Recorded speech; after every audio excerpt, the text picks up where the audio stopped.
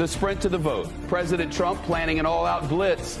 14 rallies scheduled between now and Tuesday. The focus, Pennsylvania and the Midwest. Joe Biden also picking up the pace. 2 events planned in Michigan tomorrow, both with his former boss, the President Barack Obama. Their first in-person rally together this year. The candidates all in on the battleground states, and our reporters are too. We begin in South Florida. I'm Ellison Barber in Miami-Dade County, and Florida early voting is up across the state. Here in Miami, about 54% of registered voters in Miami-Dade have already voted early. That's absentee, mail-in, and early in-person voting. If you talk to voters here, you get a sense of just how close this presidential race is. One woman told us that she waited until she stepped into the voting booth to decide between Biden and Trump. I'm Chris Jansing in Georgia, where early voting is absolutely annihilating records. Democrats counting on groups from the NAACP to Stacey Abrams' fair fight to get out huge numbers of black voters, while Republicans are counting on a visit this weekend to a very red area by President Trump because voting there early has been lagging behind. When you have a race this close, it always comes down to who mobilizes their voters.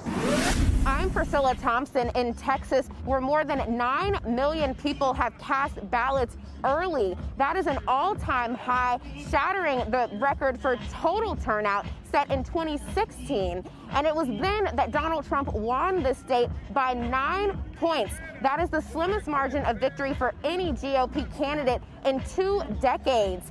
Senator Kamala Harris is in the state campaigning today, hoping that she can help flip it blue for Democrats.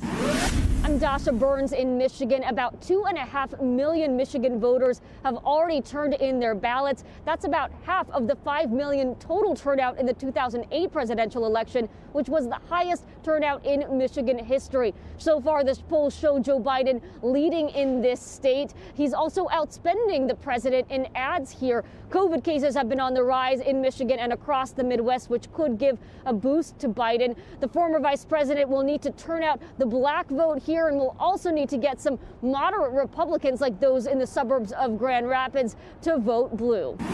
I'm Brian Sullivan in Rochester, Minnesota, a state where both candidates will appear in today in a late-stage push to swing voters their way.